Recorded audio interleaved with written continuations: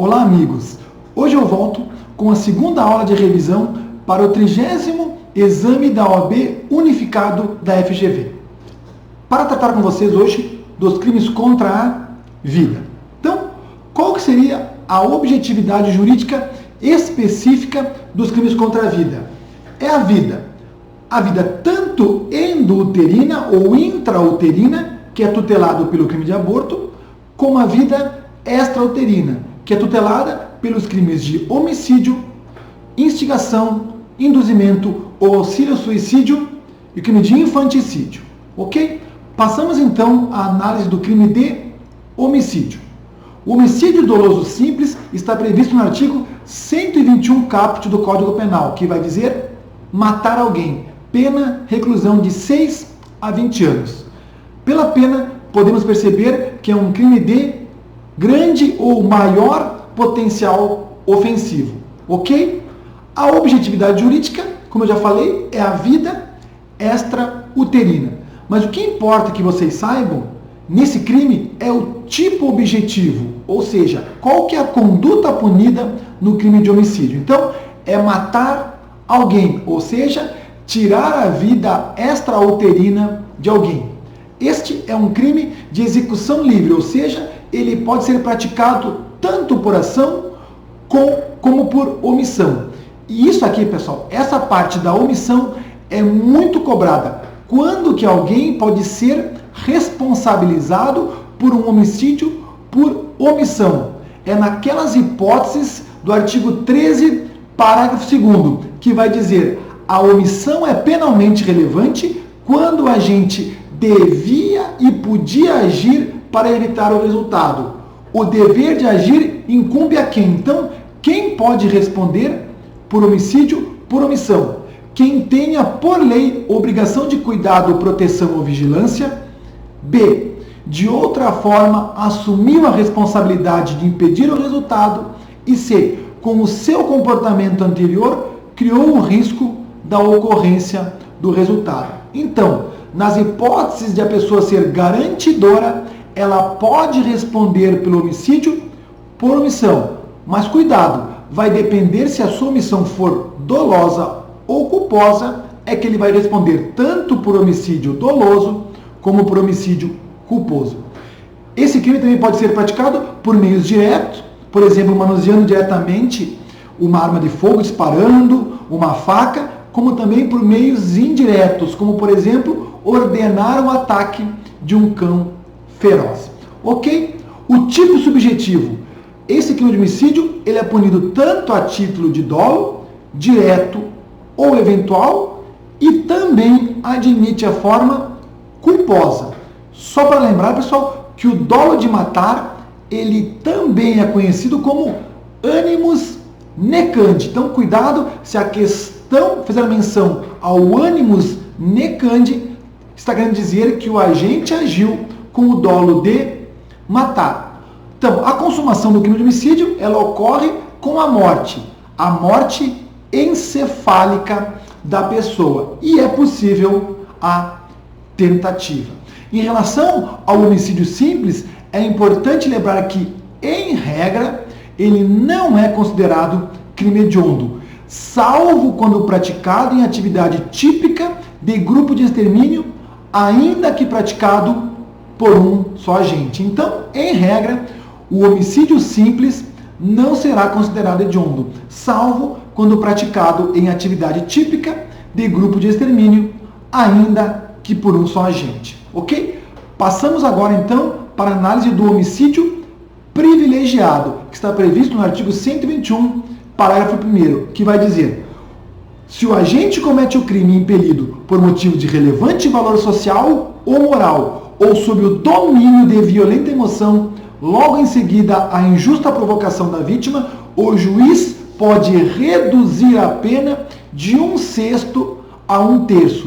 Primeira observação importante que eu reparei, que a OAB, a FGV, adora perguntar e confundir o candidato fazendo menção ao homicídio privilegiado, mas a consequência do perdão judicial, quando o juiz deixa de aplicar a pena. Não.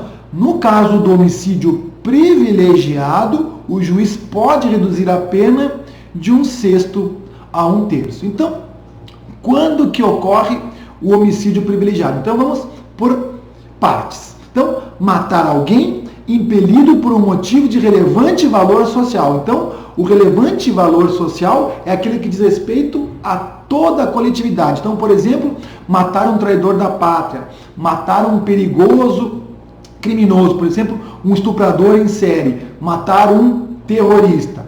Também matar alguém impelido por um motivo de relevante valor moral. Então, agora o valor moral é aquele que diz respeito aos interesses particulares do agente, ligados por sentimentos de compaixão, misericórdia, piedade. Então, exemplos da doutrina é o caso da eutanásia ou então do pai que mata o estuprador da filha.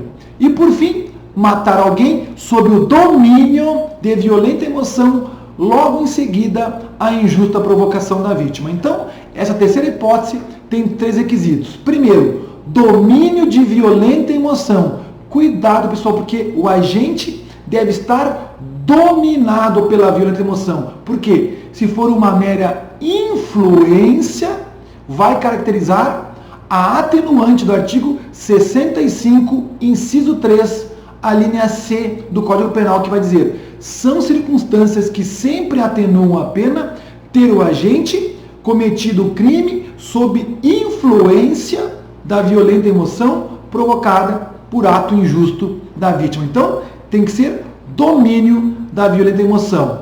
Segundo requisito, a reação deve ser imediata, ou seja, sem intervalo temporal. Tem que ter uma injusta provocação, ou seja, injusta provocação é aquela em que o agente não está obrigado a suportar, podendo esta injusta provocação ser tanto dolosa como culposa. Então, um exemplo de uma injusta provocação culposa seria o atropelamento de uma criança feita pelo agente. Ok? Agora, cuidado, porque essa injusta provocação, ela não significa necessariamente uma agressão. Mas no caso da agressão, uma agressão injusta, poderá ser o caso de estar configurada uma legítima defesa. E neste caso, se o agente estiver agindo em legítima defesa, vai excluir o crime. Ok? Uma pergunta que é muito importante e muito cobrada é: e o privilégio, ele é comunicável ao coautor ou partícipe? Para responder essa pergunta, temos que analisar o artigo 30 do Código Penal, que vai dizer: não se comunicam as circunstâncias e as condições de caráter pessoal, salvo quando elementares do crime. Como o privilégio é uma circunstância, mas ele é uma circunstância de natureza subjetiva, ela não vai se comunicar ao coautor ou partícipe. Então, por exemplo, o pai e o vizinho matam o estuprador da filha. Neste caso, somente o pai é que terá direito à privilegiadora. E por fim, qual que é a natureza jurídica do privilégio no caso do homicídio? Ele é um direito subjetivo do condenado, ou seja, ele é um poder-dever do juiz. Ou seja, preenchidos os requisitos, o juiz é obrigado a aplicar o privilégio. Ele só vai ter margem de discricionariedade no quantum de diminuição, de 1/6 a 1/3. E última informação importante é que o homicídio doloso privilegiado jamais será considerado crime hediondo. Passamos agora então para a análise do homicídio doloso qualificado. Então, quais são as hipóteses que qualificam o crime de homicídio? Primeiro, ser praticado por um motivo torpe.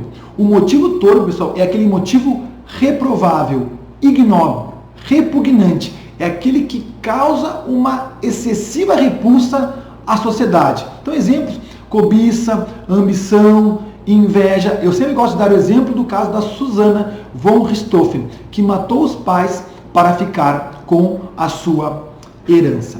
Dentro do motivo torpe, nós temos o chamado homicídio mercenário ou por mandato remunerado, que é aquele praticado mediante paga ou promessa de recompensa. O que é importante saber em relação ao homicídio mercenário? É saber, ele vai se comunicar também ao mandante ou só responde pelo homicídio mercenário o executor? Também devemos trabalhar lá, então, pessoal, com o artigo 30 do Código Penal. Então, como o homicídio mercenário também é uma circunstância subjetiva, ela será incomunicável para o mandante. Até porque nem sempre o mandante age por um motivo torpe. Exemplo, o pai que contrata um matador para matar o estuprador da filha porque ele não tinha coragem de ele mesmo praticar o homicídio. Agora, cuidado, porque se o motivo que levou a gente a contratar um matador também for torpe, ele vai responder também pelo homicídio qualificado, mas pelo motivo torpe, não pelo homicídio mercenário. Segunda forma de qualificar o homicídio é por um motivo fútil. Então aqui, pessoal, é a real desproporção entre a causa e o resultado. É aquele antecedente de só menos importância que jamais levaria uma pessoa a praticar um delito de homicídio. Então, por exemplo, o agente que mata o dono do bar porque se recusou a vender bebida fiada. Ou então, um motorista que mata um outro motorista porque levou uma fechada no trânsito. Terceira forma de qualificar o homicídio é aquele praticado com emprego de veneno, fogo, explosivo, asfixia, tortura ou outro meio insidioso ou cruel ou de que possa resultar perigo comum. Então, relativo a esta qualificadora, pessoal, o importante é saber que em relação ao veneno, para que incida a qualificadora, a vítima não deve saber que está ingerindo o veneno. Se ele souber, for obrigado a ingerir o veneno, pode configurar a qualificadora por um meio cruel, mas não pelo veneno. Também saber a diferenciação quando eu trato da tortura é quando que eu tenho o homicídio qualificado pela tortura ou quando que eu tenho o crime de tortura qualificado pela morte, que está previsto no artigo 1º, parágrafo 3º da Lei 9455 de 97, que é a lei de tortura, que vai dizer, constitui crime de tortura, aí parágrafo 3º, se resulta lesão corporal de natureza grave ou gravíssima, a pena é de reclusão de 4 a 10 anos. E aqui o que importa para nós, se resulta a morte, a reclusão é de 8 a 10 anos. Então, quando que eu tenho homicídio qualificado pela tortura e quando que eu tenho a tortura qualificada pela morte? Então, a resposta eu vou buscar no elemento subjetivo, no dolo do agente. Se o dolo do agente é na morte e ele utiliza a tortura como meio, eu vou ter o crime de homicídio qualificado pela tortura. Agora, se o elemento subjetivo, se o dolo do agente é de tortura, ele acaba causando a morte por um excesso de forma culposa, eu terei o crime da lei de tortura. Eu também tenho um meio que possa resultar perigo comum. O importante é saber que, para que incida a qualificadora, basta que o meio possa produzir um perigo comum. Não se exige que, de fato, um grande número de pessoas sejam expostas ao perigo. Então, exemplo é o fogo, o explosivo, desabamento, inundação. A quarta forma de qualificar o homicídio é aquele praticado a traição, de emboscada ou mediante dissimulação ou outro recurso que dificulte ou torne impossível a defesa do ofendido. Então, vamos em parte. Traição é o ataque desleal, repentino, inesperado. Por exemplo, atirar pelas costas na vítima. A emboscada, ela pressupõe um ocultamento do agente, que ataca a vítima de surpresa. Por exemplo, é a tocaia. E a dissimulação, na dissimulação, o criminoso disfarça e encobre o seu propósito homicida, que pode ser tanto de forma moral, decorrente de falsas mostras de simpatia e cordialidade, ou também material. Por exemplo, ele utiliza um disfarce. Ok? Quinta forma, então, de qualificar o homicídio é quando ele é praticado para assegurar a execução, a ocultação, a impunidade ou vantagem de outro crime. Então, aqui nós temos uma conexão entre o homicídio e um outro crime. As conexões podem ser uma conexão teleológica, o agente mata para assegurar a execução de um crime futuro, então mata o pai para estuprar a filha, mata o segurança para sequestrar o empresário. E eu tenho a conexão consequencial, quando o agente mata para assegurar a impunidade, a vantagem ou a ocultação de um crime passado. Então, o agente mata a pessoa que reconheceu para a prática de um crime passado. O agente mata o coautor de um furto para ficar com a totalidade do objeto subtraído. Então, o que importa, observações importantes em relação a essa qualificadora é que na conexão teleológica, então matar para assegurar a prática de um crime futuro, esse crime futuro nem precisa ocorrer para que eu tenha a qualificadora. Basta que ele tenha praticado homicídio para assegurar a realização deste crime futuro. Segunda observação é que matar para assegurar contravenção penal não gera qualificadora, porque a lei fala em crime. E por fim, lembrar, né, pessoal, a gente vai chegar agora nas próximas qualificadoras, lembrar que sempre o homicídio qualificado será considerado crime hediondo. Uma outra forma de qualificador do crime de homicídio e o único que possui um nome iuris é o caso do feminicídio, que vai dizer matar alguém ou praticar homicídio contra a mulher por razões da condição do sexo feminino.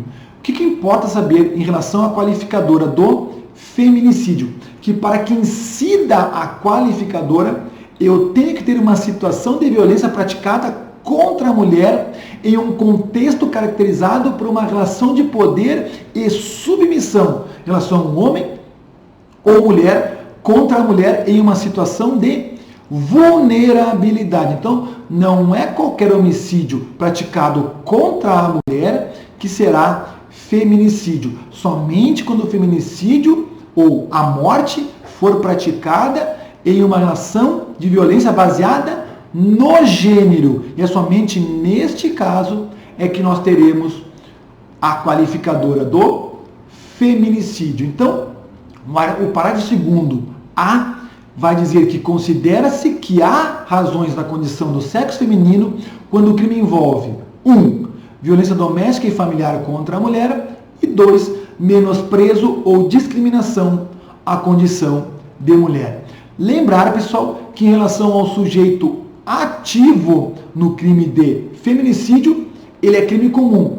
Pode ser praticado por qualquer pessoa, tanto homem como mulher. Agora, quanto ao sujeito passivo, obrigatoriamente deve ser do sexo feminino. Deve ser, então, mulher, para que incida a qualificadora do feminicídio. E, por fim, cuidar, porque a qualificadora do feminicídio ela foi introduzida pela Lei 13.104 de 2015, que passou a vigorar em 10/3 de 2015. Então, se a questão, e isso já foi cobrado pela OAB, no exame da OAB pela FGV, cuidar que se trabalhar com data, em especial 2015, então, se a morte baseada no gênero foi praticado antes do dia 10/3 de 2015, não vai incidir a qualificadora do feminicídio. E por fim, a última forma de qualificar o homicídio é o chamado e conhecido como homicídio funcional, que é aquele que é praticado contra a autoridade ou agente descrito nos artigos 142 e 144 da Constituição Federal, contra integrantes do sistema prisional e da Força Nacional de Segurança Pública no exercício da função ou em decorrência dela, ou contra seu cônjuge, companheiro, parente consanguíneo até o 3º grau em razão desta condição. Então, essa qualificadora, pessoal, vai abranger agentes e integrantes das Forças Armadas, que são constituídas pela Marinha, Exército ou Aeronáutica, que são aquelas previstas no artigo 142 da Constituição Federal, e dos órgãos de segurança pública, por exemplo, Polícia Federal, Polícia Rodoviária Federal, Polícia Civil, Polícia Militar, Corpo de Bombeiro Militar e guardas municipais, que são aqueles que estão previstos no artigo 144 da Constituição Federal. Também do sistema prisional, como por exemplo, diretor de penitenciária, agentes penitenciários, componentes da Comissão Técnica de Classificação, Comissão de Exame Criminológico e também do Conselho Penitenciário. E por fim, os integrantes da Força Nacional de Segurança. Agora, importantíssimo saber em relação a esta qualificadora que tem que ter uma relação com a função. Então, não basta que o crime tenha sido cometido contra uma destas pessoas. O que importa é saber que foi praticado tendo relação com a função. Então, ou no desempenho ou em razão da função. Então, assim, nós temos 3 situações que podem justificar a incidência dessa qualificadora. Primeiro, o indivíduo foi vítima do homicídio no exercício da função. Então, por exemplo, um policial militar que, ao fazer ronda em um bairro, é executado por traficantes. Segunda hipótese, o indivíduo foi vítima do homicídio em decorrência da função. Então, por exemplo, um delegado de polícia que é morto por um traficante por vingança por ter apreendido uma grande quantidade de droga da sua quadrilha. E por fim, o familiar da autoridade ou agente foi vítima do homicídio em razão dessa condição de familiar, de integrante de algum órgão de segurança pública. Então, o filho do delegado é morto por uma organização criminosa como retaliação, porque o delegado conduziu uma operação que acabou levando à prisão vários integrantes desta quadrilha. Ok? A pergunta que pode surgir é possível que o crime de homicídio seja ao mesmo tempo qualificado e privilegiado? A resposta é sim, desde que a qualificadora seja de natureza objetiva, ou seja, ligada aos meios e aos modos. Por quê? Porque o privilégio é subjetivo e ele só é compatível com as qualificadoras de natureza objetiva. E, posteriormente, outra pergunta que pode surgir então, se é possível o homicídio ser ao mesmo tempo qualificado e privilegiado, a pergunta e esse homicídio será considerado crime hediondo? Não. Sendo homicídio qualificado e privilegiado, ele deixa de ser considerado crime hediondo. Ok? Passamos agora então para a análise do homicídio culposo, que é aquele que está previsto no artigo 121, parágrafo 3º do Código Penal, que vai dizer: se o homicídio é culposo, pena detenção de 1 a 3 anos. Percebam como a pena mínima é até 1 ano, não superior a 1 ano. Ela é uma infração de médio potencial ofensivo, porque cabe a suspensão condicional do processo. Então, quando que o homicídio é culposo? É quando ele ocorre por uma manifesta imprudência, ou seja, o agente atua com afoiteza, ignorando os cuidados que o caso requer. Por exemplo, vai limpar a arma carregada com outras pessoas no local. Por negligência, então, nesse caso, é a ausência de precaução. Então, deixar remédios ao alcance de uma criança. Ou por imperícia, que é a falta de aptidão técnica para o exercício de arte ou profissão. Então, o agente que causa um acidente de trânsito porque ele não tem habilitação.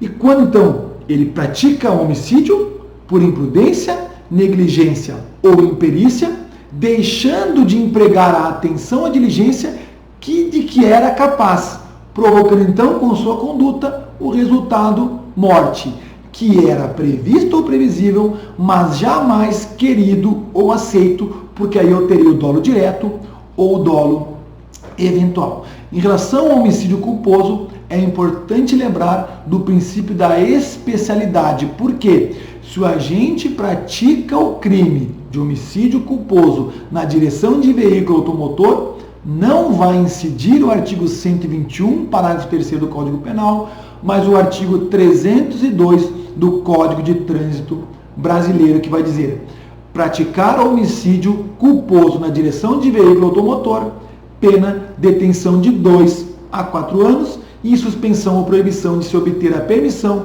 ou habilitação para dirigir veículo automotor. Passamos agora, então, para a análise das causas de aumento de pena. Então, primeiro, passamos a análise das causas que aumentam a pena do homicídio doloso. Então, homicídio doloso majorado é a parte final do artigo 121, parágrafo 4º do Código Penal, que vai dizer: sendo doloso o homicídio, a pena é aumentada de 1/3 se o crime é praticado contra a pessoa menor de 14 anos ou maior de 60. O que importa saber em relação a esta majorante? É que a idade da vítima deve ser analisada ao tempo da conduta e não do resultado, conforme dispõe o artigo 4º do Código Penal, que considera-se praticado o crime no momento da ação ou omissão, ainda que outro seja o momento do resultado. Uma outra forma de homicídio majorado no crime de homicídio doloso é aquele que é praticado por milícia privada ou grupo de extermínio. Então, a pena é aumentada de 1/3 até a metade se o crime for praticado por milícia privada sob o pretexto de prestação de serviço de segurança ou por grupo de extermínio. Então, o que é importante saber em relação a essa majorante? Primeiro, que ela foi incluída pela Lei 12.720 de 2012. Então, se a conduta foi praticada antes dessa lei de 2012, não vai incidir a majorante, porque ela é uma lei nova, prejudicial ao agente. E também importa que vocês saibam em relação a essa majorante é que se os agentes praticarem um homicídio majorado pela milícia privada, mas antes praticarem o crime de constituição de milícia privada, eles vão responder pelos 2 crimes. E por quê? Não é bis in idem, tendo em vista que os bens jurídicos tutelados são diversos. Então, lá no crime de constituição de milícia privada, previsto no artigo 288-A, o bem jurídico tutelado é a paz pública. E ele se consuma no momento em que os agentes se reúnem. Já no crime de homicídio majorado pela milícia privada, ele tem como bem jurídico tutelado é a vida. E vai se consumar, então, com a morte da vítima. Uma outra forma de homicídio majorado é no caso do feminicídio. Está previsto no artigo 121, parágrafo 7º. E esse vocês têm que ter muito cuidado, porque ele foi introduzido em 2015, só que posteriormente, em 2018, ocorreram alterações nesse parágrafo. Então, vai dizer o parágrafo 7º do artigo 121. A pena do feminicídio é aumentada de 1/3 até a metade se o crime for praticado. Inciso 1.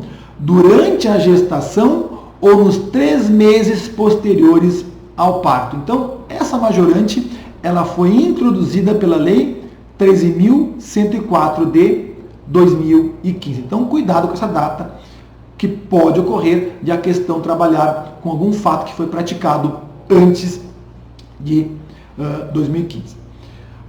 Inciso 2.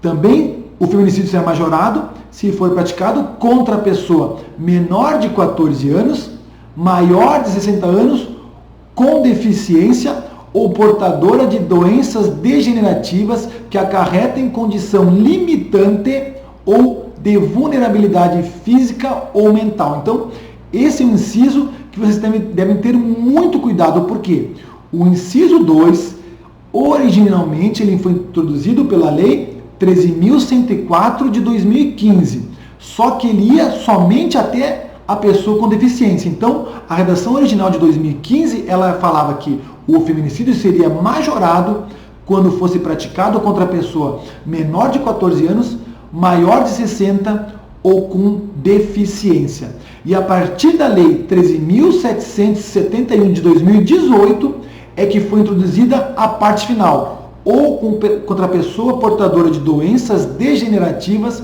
que acarretem condição limitante ou de vulnerabilidade física ou mental. Inciso 3, também vai ser majorado o feminicídio quando for praticado na presença física ou virtual de descendente ascendente da vítima. Eu estou apostando muito que pode ser cobrado esse inciso, porque logo que ele entrou em vigor lá em 2015, a redação dizia que o feminicídio seria majorado quando fosse praticado na presença de descendente ou ascendente da vítima.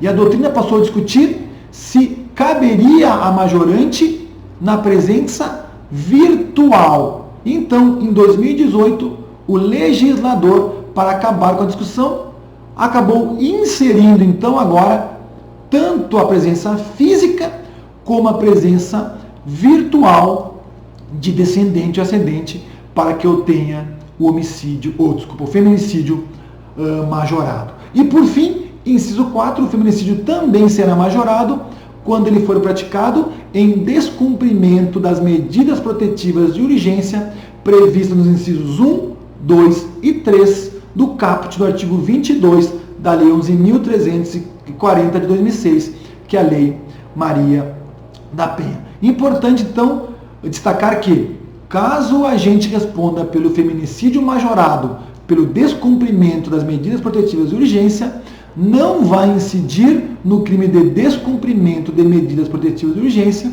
para que nós não tenhamos o bis in idem. Passamos agora, então, para a análise das majorantes do homicídio culposo, que estão previstas no artigo 121, parágrafo 4º, primeira parte, que vai dizer: no homicídio culposo, a pena é aumentada de 1/3 se o crime resulta de inobservância de regra técnica de profissão, arte ou ofício, ou se o agente deixa de prestar imediato socorro à vítima, não procura diminuir as consequências do seu ato ou foge para evitar a prisão em flagrante. O que eu gostaria de destacar para vocês nesta majorante é na parte de se o agente deixa de prestar imediato socorro à vítima, ou seja, neste caso, como ele vai ter a majorante no crime de homicídio, não vai incidir o artigo 135 do Código Penal, que estabelece o crime de omissão de socorro, evitando a configuração do bis in idem. E que não incide esta majorante quando a vítima sofre morte instantânea. Então, não vai incidir essa majorante de o agente deixar de prestar imediato socorro à vítima quando a vítima sofre morte instantânea, se terceiros antecipam-se no socorro à vítima ou se ele foge por temor de represálias, por exemplo, de sofrer um linchamento. E, por fim, o caso do perdão judicial, que está previsto no artigo 121, parágrafo 5º do Código Penal, que vai dizer: na hipótese de homicídio culposo, o juiz poderá deixar de aplicar a pena se as consequências da infração atingirem o próprio agente de forma tão grave que a sanção penal se torne desnecessária. Então, primeira observação que eu já fiz para vocês lá no momento do estudo do homicídio privilegiado. Várias vezes foi cobrado, então, eles fazem menção ao homicídio privilegiado e colocam que o juiz poderá deixar de aplicar a pena. Ou então, eles fazem menção à redação do parágrafo 5º do perdão judicial e diz que o juiz pode diminuir a pena de 1/6 ou 2/3. Não. Então, no caso do perdão judicial, o juiz poderá deixar de aplicar a pena. Segunda observação, que eu constatei em várias questões, eles colocam na hipótese do homicídio culposo e privilegiado. Não.